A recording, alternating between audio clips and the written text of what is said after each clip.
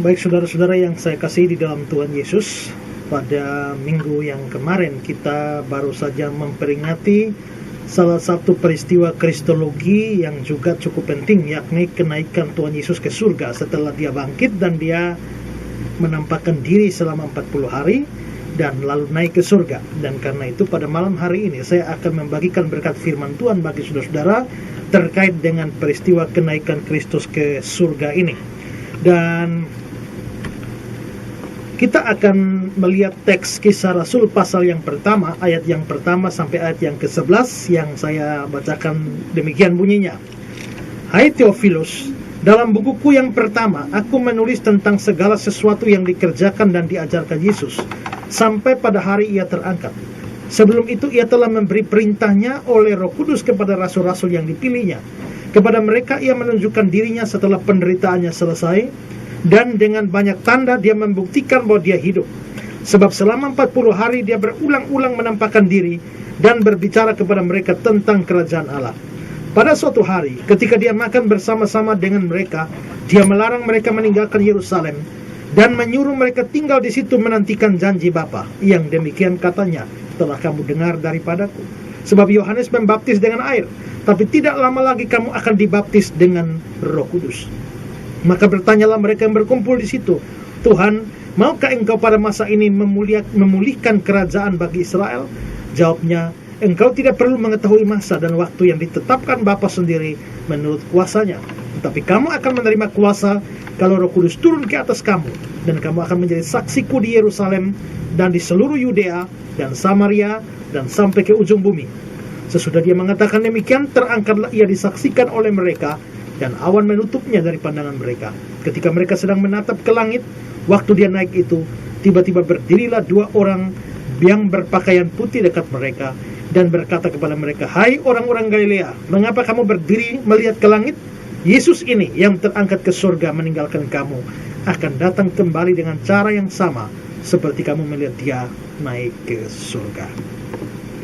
Saudara-saudara, kita seperti saya katakan tadi baru saja memperingati hari kenaikan Tuhan Yesus ke surga. Dan satu hal yang perlu kita sadari adalah bahwa kenaikan Kristus ke surga itu adalah satu peristiwa yang bersifat historis.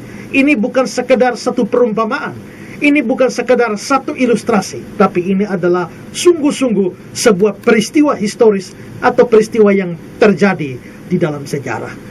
Ini perlu ditekankan. Mengapa saudara? Karena ada teolog-teolog dari kalangan liberal yang biasanya mempercayai atau menolak historitas dari peristiwa ini. Saya mengenal ada seorang pendeta yang mengatakan bahwa kebangkitan dan kenaikan Kristus ke surga itu bukan peristiwa historis. Itu hanya semacam metafora saja. Sedangkan seorang pendeta yang lain mengatakan bahwa kebangkitan Kristus dan kenaikan Kristus harus dipahami sebagai peningkatan kualitas diri. Dia memberikan contoh. Misalnya, kalau ada seorang anak SD misalnya, dia kelas 1, lalu dikatakan dia naik kelas. Itu tidak berarti bahwa dia meninggalkan sekolah itu. Tidak, dia tetap ada di sekolah itu, tapi tingkatannya itu meningkat. Dan dengan demikian, Kristus juga dianggap sama seperti itu. Dia tidak pergi ke satu tempat, tapi dia hanya mengalami peningkatan kualitas diri. Demikianlah kata pendeta itu. Tapi saudara-saudara, saya mau katakan bahwa peristiwa ini adalah satu peristiwa historis. Lukas menceritakan kenaikan ke surga, baik dalam Injil Lukas, dalam kitabnya yang pertama, maupun juga di dalam Kisah Para Rasul, kitabnya yang kedua. Karena peristiwa kenaikan Kristus ke surga ini ada di dalam kitab suci, atau ada di dalam firman Tuhan, maka orang yang tidak mempercayai kenaikan Kristus ke surga, itu sama dengan orang yang tidak percaya kepada Alkitab, atau orang yang tidak percaya kepada firman Tuhan. Saudara-saudara, ada kepercayaan-kepercayaan yang lain, atau ada agama-agama lain yang mempercayai tokoh mereka itu pergi ke surga. Tetapi kalau itu tidak ada di dalam kitab suci kita memang tidak perlu percaya itu. Tetapi kalau memang cerita tentang kenaikan Yesus ke surga ada di dalam kitab suci kita, maka kita sebenarnya wajib mempercayainya. Saudara-saudara yang terkasih, malam hari ini kita akan belajar tentang kenaikan Kristus ke surga ini. Dan ada beberapa hal yang mau saya bagikan bagi kita pada malam hari ini. Yang pertama adalah hal-hal yang terjadi saat Kristus naik ke surga. Apa yang terjadi pada waktu Yesus naik ke surga? Minimal saudara, ada dua hal yang terjadi. Yang pertama adalah terjadi perpindahan tempat. Saudara, ini bertentangan dengan pandangan dari pendeta yang sudah saya katakan tadi, yang mengatakan bahwa kenaikan Kristus ke surga hanya peningkatan kualitas diri. Kita perlu camkan bahwa jikalau Kristus memang naik ke surga, dan ini adalah sebuah peristiwa historis, berarti surga memang adalah suatu tempat. Surga bukan hanya sekedar satu kondisi, tapi betul-betul merupakan satu tempat. Di dalam Injil Yohanes pasal 14 ayat yang kedua dan ayat yang ketiga, di sana Yesus mengatakan demikian, di rumah Bapakku banyak tempat tinggal. Jika tidak demikian, tentu aku mengatakannya kepadamu, sebab aku pergi ke situ menyediakan tempat bagimu. Dan apabila aku telah pergi ke situ dan telah menyediakan tempat bagimu, aku akan datang kembali dan membawa kamu ke tempatku, supaya di tempat di mana aku berada, kamu pun berada. Jadi saudara, terlihat bahwa di dalam Yohanes 14 ayat 2 hingga ayat yang ketiga, itu muncul 5 kali kata tempat yang semuanya menunjuk kepada surga. Sehingga harus kita akui bahwa memang surga itu adalah sebuah tempat yang betul-betul ada. Itu bukan hanya suatu kondisi, itu bukan hanya satu situasi, itu bukan hanya semacam satu suasana, tapi betul-betul itu adalah suatu tempat. Saudara-saudara, seorang yang namanya Charles Hodge, dia mengatakan tentang hal ini. Dia berkata, itu merupakan perpindahan tempat dari pribadinya, dari satu tempat ke tempat yang lain, dari bumi ke surga. Karena itu, surga adalah suatu tempat. Jika Kristus mempunyai tubuh yang sungguh-sungguh, tubuh itu harus menempati suatu ruangan atau tempat tertentu. Dan di mana Kristus ada, disitulah surganya orang Kristen. Lalu seorang teolog yang lain yang bernama Herman Hoeksma, dia mengatakan surga adalah tempat tertentu. Itu bukan semata-mata merupakan suatu kondisi atau suatu keadaan. Jadi saudara-saudara, pada waktu Kristus naik ke surga, yang terjadi adalah, pertama adalah perpindahan tempat. Yang kedua saudara, terjadi perubahan atau pemuliaan yang lebih lanjut pada hakikat dari manusia Yesus Kristus. Saudara-saudara, perubahan atau pemulihan itu dimulai pada waktu dia bangkit dari antara orang mati, tapi disempurnakan pada waktu dia mulai naik ke surga. Nah saudara-saudara, untuk ini kita perlu memperhatikan satu ayat di dalam Yohanes pasal yang ke-7 ayat yang ke-39. Dalam ayat itu dikatakan demikian, yang dimaksudkannya ialah roh yang akan diterima oleh mereka yang percaya kepadanya, sebab roh itu belum datang karena Yesus belum dimuliakan. Roh itu belum datang karena Yesus belum dimuliakan. Nah, kata dimuliakan di dalam ayat ini itu jelas menunjukkan pada kenaikan Kristus ke surga. Di dalam Yohanes pasal 16 ayat yang ke-7 dikatakan, namun benar yang kukatakan ini kepadamu adalah lebih berguna bagi kamu jika aku pergi. Sebab jikalau aku tidak pergi, penghibur itu tidak akan datang kepadamu. Tapi jikalau aku pergi, aku akan mengutus dia kepadamu.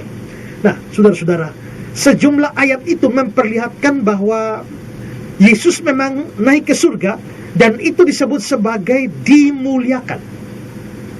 Kalau kita melihat di dalam teks-teks kitab suci yang lain, kita akan menemukan sejumlah ayat yang memperlihatkan bahwa Yesus itu terlihat jauh lebih mulia. Dia terlihat jauh lebih bersinar pada waktu dia sudah di surga dibandingkan dengan pada waktu dia masih ada di bumi ini. Kalau kita melihat misalnya di dalam Kisah Rasul pasal yang ke-9 ayat yang ke-3 sampai ayat yang ke-5, di sana dikatakan dalam perjalanannya ke Damsyik, ini adalah perjalanannya Paulus atau Saulus. Dalam perjalanannya ke Damsyik, ketika dia sudah dekat kota itu, tiba-tiba cahaya memancar dari langit mengelilingi dia. Dia rebah ke tanah, dan kedengaran olehnya suatu suara yang berkata kepadanya, Saulus, Saulus, mengapa engkau menganiaya aku? Jawab Saulus, siapakah engkau Tuhan? Katanya, akulah Yesus yang kau aniaya. Jadi ini Yesus menampakkan diri kepada Saulus. Tapi saudara, pada waktu dia menampakkan diri kepada Saulus itu, dikatakan cahaya memancar dari langit. sehingga Saulus itu menjadi rebah ke tanah. Nah, saudara-saudara, terlihat bahwa itu terjadi pada waktu Yesus sudah di surga. Maka ketika dia sudah di surga, kelihatannya dia begitu mulia, memancar cahaya dari langit. Lalu saudara, Paulus juga mengatakan di dalam kesaksiannya yang lain, di dalam Kisah pasal 22 ayat yang ke-6 sampai 8, dikatakan, tetapi dalam perjalananku ke sana, ketika aku sudah dekat Damsyik, yaitu waktu tengah hari, tiba-tiba memancarlah cahaya yang menyilaukan dari langit. Memancar cahaya yang menyilaukan dari langit. Maka rebahlah aku ke tanah, dan aku mendengar suara yang berkata kepadaku, Saulus, Saulus, mengapa engkau menganiaya aku? Jawabku, siapakah engkau Tuhan? Katanya, akulah Yesus orang Nazaret yang kau aniaya itu. Lagi-lagi saudara dikatakan memancar cahaya yang menyilaukan dari langit, sampai Saulus menjadi berebah ke tanah. Lalu saudara, kita juga bisa melihat Wahyu pasal 1 ayat 12 sampai ayat yang ke-16. Di sana dikatakan demikian. Lalu aku berpaling untuk melihat suara yang berbicara kepadaku. Dan setelah aku berpaling, tampaklah kepadaku 7 kaki dian dari emas. Dan di tengah-tengah kaki dian itu ada seorang serupa anak manusia, berpakaian jubah yang panjang sampai di kaki, dan dadanya berlilitkan ikat pinggang dari emas. Kepala dan rambutnya putih bagaikan bulu yang putih meta, dan matanya bagaikan nyala api.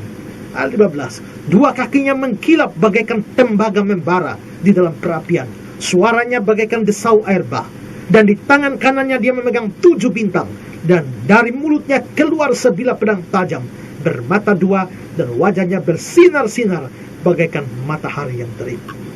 Jelas yang muncul di dalam penglihatan Yohanes ini adalah Yesus. Maka di sini ayat ini memperlihatkan Yesus yang berbeda dari Yesus yang pernah hidup di dalam dunia. Yesus yang berbeda pada waktu dia masih ada di bumi. Karena itu kita bisa melihat bahwa sebenarnya pada waktu Yesus naik ke surga, terjadi satu pemuliaan yang lebih lanjut terhadap dirinya. Terjadi satu perubahan dalam hal pemuliaan diri.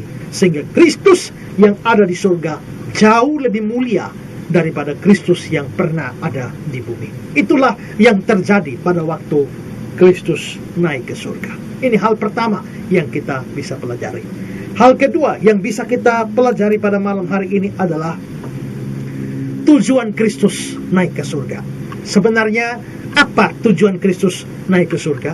Pada kesempatan ini saya bisa menunjukkan kepada kita ada beberapa tujuan Yesus naik ke surga. Tujuan yang pertama adalah untuk menunjukkan bahwa misinya untuk menebus dosa itu sudah selesai. Untuk menunjukkan bahwa misinya untuk menebus dosa itu sudah selesai. Kalau kita memperhatikan Yohanes pasal 17 ayat yang keempat dan ayat yang kelima, di sana dikatakan, aku telah mempermuliakan engkau di bumi dengan jalan menyelesaikan pekerjaan yang kau berikan kepadaku untuk melakukannya. Oleh sebab itu ya Bapa, permuliakanlah aku padamu sendiri dengan kemuliaan yang kumiliki di hadiratmu sebelum dunia ada. Saudara-saudara, ini adalah doa Yesus kepada Sang Bapa. Dan di dalam doa itu dia mengatakan bahwa permuliakanlah aku. Kenapa? Karena dia sudah menyelesaikan pekerjaan yang diberikan oleh Bapa kepadanya. Jadi ayat ini menunjukkan bahwa penyelesaian pekerjaan dijadikan dasar oleh Yesus untuk meminta Bapa mempermuliakan dirinya.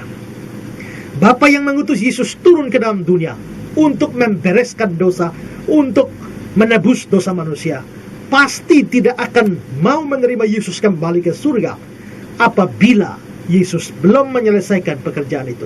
Dia tidak mungkin mempermuliakan Yesus di surga jikalau misi pekerjaannya itu belum selesai.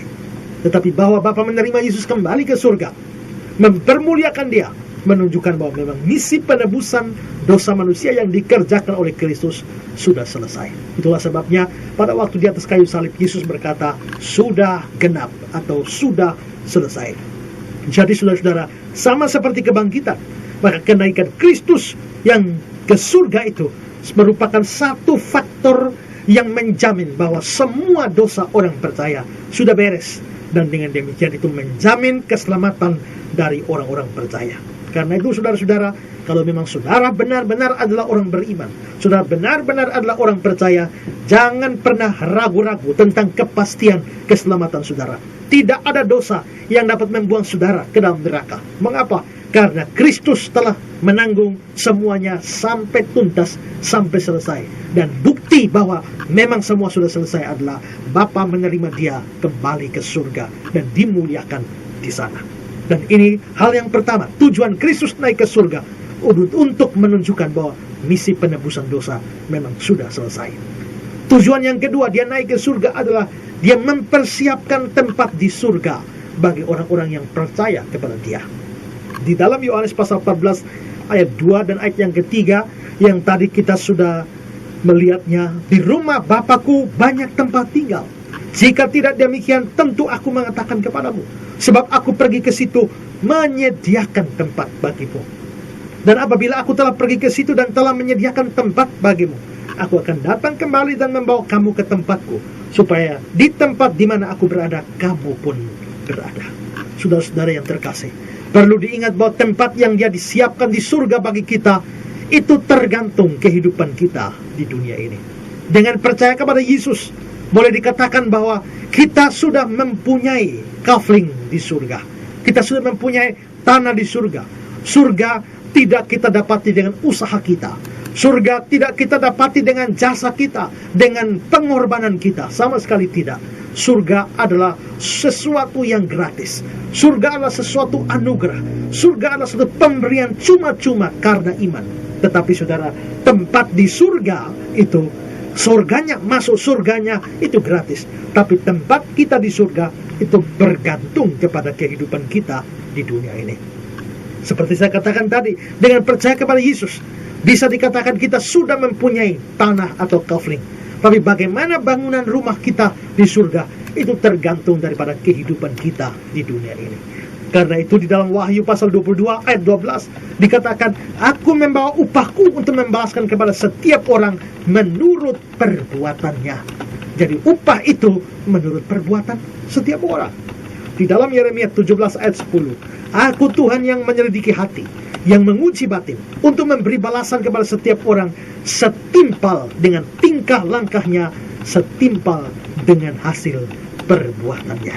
Lalu 2 Korintus 5 ayat 10, sebab kita semua harus menghadap tahta pengadilan Kristus, supaya setiap orang memperoleh apa yang patut diterimanya sesuai dengan yang dilakukannya dalam hidupnya ini, baik ataupun jahat.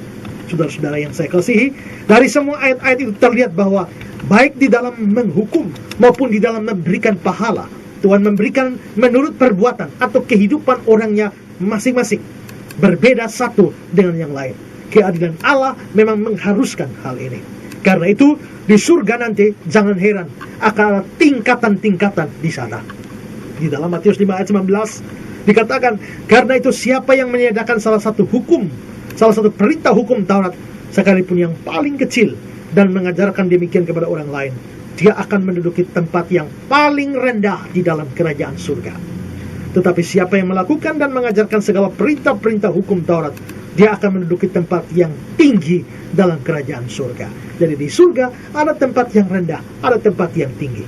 Kehidupan kita akan sebanding dengan kehidupan kita di sana, akan sebanding dengan bahan bangunan yang kita kirimkan kepada Yesus untuk membangun rumah kita di surga. Karena itu, makin kita beriman, makin kita saleh, makin kita melayani dia, makin kita berkorban bagi dia, maka makin bagus rumah kita di surga nanti. Di dalam 2 Korintus 9 ayat 6 dikatakan, camkan ini, orang yang menabur sedikit akan menuai sedikit juga, dan orang yang menabur banyak akan menuai banyak juga. Sebaliknya, kalau saudara asal percaya kepada Yesus, tetapi dalam dunia ini saudara terus hidup untuk hal-hal duniawi saja, jangan kaget kalau nanti di surga saudara mungkin hanya tinggal di tenda saja. Louis Berkhof mengatakan, tetapi di sana akan ada tingkat-tingkat yang berbeda, baik tentang kebahagiaan di surga maupun hukuman di neraka. Dan tingkat-tingkat itu akan ditentukan oleh apa yang dilakukan di dalam daging. Ini tujuan kedua, mengapa Tuhan Yesus naik ke surga. Tujuan yang ketiga adalah untuk menunjukkan bahwa kita yang percaya kepada dia juga akan naik ke surga. Saudara-saudara, Di dalam Yohanes 14 ayat yang kedua dan 3 tadi yang sudah saya bacakan, khususnya ayat ketiga dikatakan, apabila aku telah pergi, aku menyediakan tempat bagimu. Aku akan datang kembali dan membawa kamu ke tempatku, supaya tempat di mana aku berada, kamu pun berada. Lalu di dalam Yohanes 17 ayat 24, ya Bapa, aku mau supaya dimanapun aku berada, mereka juga bersama-sama dengan aku. Lalu Efesus pasal 2 ayat 6, di dalam Kristus Yesus, Dia telah membangkitkan kita juga dan memberi tempat bersama-sama dengan Dia di surga. Sama seperti kebangkitannya, demikian juga kenaikan Yesus ke surga merupakan pola yang akan diikuti oleh semua orang yang percaya kepadanya. Kita yang percaya juga akan bangkit seperti Kristus bangkit. Kita juga akan naik ke surga seperti Kristus naik ke surga.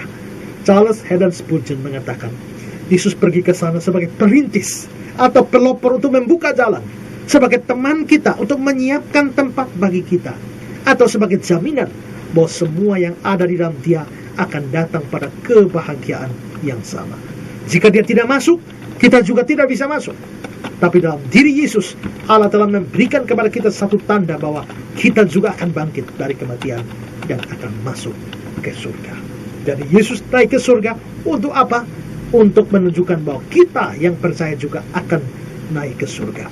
Dan tujuan yang keempat adalah, mengapa Dia pergi ke surga? Supaya Roh Kudus bisa turun. Dalam Yohanes 16 ayat 7 dikatakan, namun benar yang kukatakan kepadamu adalah lebih berguna bagi kamu jika aku pergi. Sebab jikalau aku tidak pergi, penghibur tidak akan datang kepadamu. Tapi jikalau aku pergi, aku akan mengutus Dia kepadamu. Apa sebabnya Roh Kudus tidak bisa turun kecuali Kristus naik ke surga? Itu tidak pernah dijelaskan secara eksplisit di dalam kitab suci. Mungkin karena Roh Kudus berfungsi untuk menerapkan karya penebusan Kristus kepada manusia, sehingga selama karya penebusan itu belum selesai, Roh Kudus tidak akan diturunkan. Yang jelas saudara-saudara, Yesus menyatakan bahwa Dia harus naik ke surga, barulah Roh Kudus bisa turun. Dengan demikian, Yesus tidak lagi menyertai orang-orang percaya secara jasmani, tapi secara rohani melalui Roh Kudus-Nya.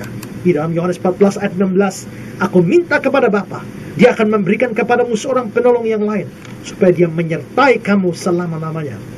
Lalu ayat yang ke-18, aku tidak akan meninggalkan kamu sebagai yatim piatu, aku datang kembali kepadamu. Dengan demikian, Dia bisa menggenapi janjinya, di mana 2 atau 3 orang berkumpul dalam namaku, di situ aku ada. Atau janji tentang amanat agung, ketahuilah aku menyertai kamu senantiasa sampai akhir zaman. Ini hal kedua yang kita pelajari, apa tujuannya Kristus naik ke surga. Dan sekarang hal terakhir, hal ketiga yang kita pelajari malam hari ini adalah bagaimana tanggapan kita atau sikap respon kita terhadap peristiwa kenaikan Yesus ke surga. Saudara-saudara, setelah tahu semua Yesus naik ke surga untuk tujuan-tujuan yang mulia bagi kita. Pertama, saudara-saudara, jangan hanya merenungkan surga tanpa melakukan apa-apa.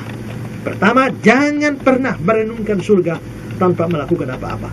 Di dalam teks bacaan kita tadi, Kisah pasal 1 ayat yang ke-10 dan 11 dikatakan di sana, ketika mereka sedang menatap ke langit waktu Dia naik, tiba-tiba berdirilah 2 orang yang berpakaian putih dekat mereka dan berkata kepada mereka, hai orang-orang Galilea, mengapakah kamu berdiri melihat ke langit? Yesus ini yang terangkat ke surga meninggalkan kamu akan datang kembali dengan cara yang sama seperti kamu melihat Dia naik ke surga. Tekanan saya adalah, hai orang-orang Galilea, mengapakah kamu berdiri melihat ke langit? Jadi rupanya pada waktu Yesus naik ke surga, murid-murid terus memandang langit, dan karena itu ditegur oleh malaikat. Kata-kata hai orang-orang Galilea dalam ayat 11 ini mengingatkan mereka bahwa mereka belum saatnya masuk surga. Mereka masih orang Galilea, mereka masih hidup di dalam dunia itu. Karena itu selama mereka belum pergi ke surga, maka mereka harus melakukan hal-hal yang positif. Demikian juga bagi kita, saudara-saudara. Kita memang pasti akan masuk surga kalau kita memang adalah orang-orang yang sungguh-sungguh beriman. Tetapi kalau kita masih hidup di dunia, kita belum pergi ke surga, maka marilah kita melakukan hal-hal yang positif.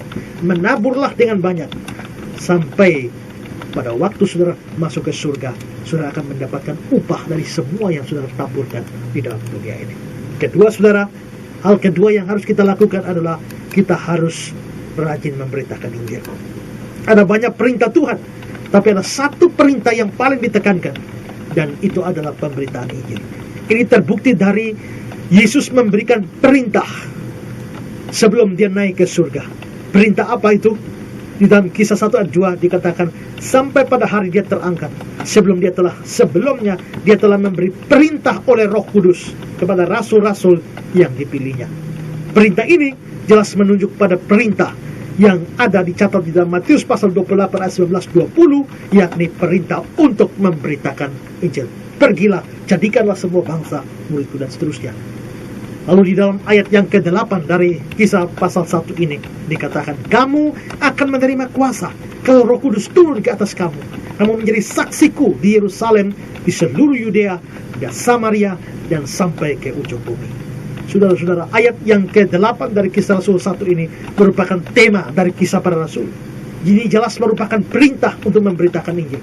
Perintah untuk memberitakan Injil ini berlaku bagi setiap orang Kristen.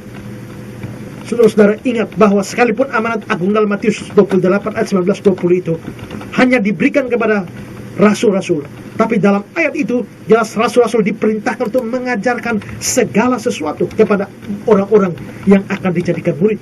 Dengan demikian, mereka juga harus mengajarkan perintah Yesus untuk memberitakan Injil. Kita juga bisa membandingkan dengan Kisah pasal 8 ayat 1 dan ayat 4 yang menunjukkan bahwa jemaat biasa pun rajin memberitakan Injil. Karena itu pemberitaan Injil adalah perintah Tuhan bagi kita. Maka kalau kita tidak melakukan pemberitaan Injil, maka kita berdosa. Lalu saudara, di mana atau kepada siapa Injil harus diberitakan? Menurut ayat 8, di Yerusalem, di Yudea, di Samaria, sampai di ujung bumi. Mulai dari Yerusalem. Ini adalah kota di mana Kristus ditangkap. Ini adalah kota di mana Kristus diadili, disiksa, dan dibunuh. Tapi dari kota inilah Kristus memberitakan atau memerintahkan untuk penginjilan dimulai. Inilah kasih yang melampaui akal kita. Yerusalem bisa diartikan sebagai orang-orang yang terdekat. Karena itu dalam memberitakan Injil, kita harus mulai dari orang-orang yang terdekat dengan kita, baru orang-orang yang jauh. Ada banyak orang Kristen yang mau memberitakan Injil kepada orang yang jauh, tapi mereka lupa memberitakan Injil kepada keluarga mereka, orang tua mereka, anak mereka sendiri. Dan ini jelas adalah salah. Saudara-saudara, sudahkah saudara memberitakan Injil kepada keluarga saudara? Penginjilan tidak boleh pernah dilakukan hanya terhadap bangsa tertentu saja, tapi terhadap semua bangsa, Samaria sampai ujung bumi. Saudara-saudara, dulu ada tembok pemisah di dalam bait Allah. Orang Yahudi terpisah tempatnya dengan orang non-Yahudi. Dan pemberitaan Injil hanya dilakukan kepada orang-orang Yahudi saja. Di dalam Matius 10 ayat 5 sampai ayat yang ke-7.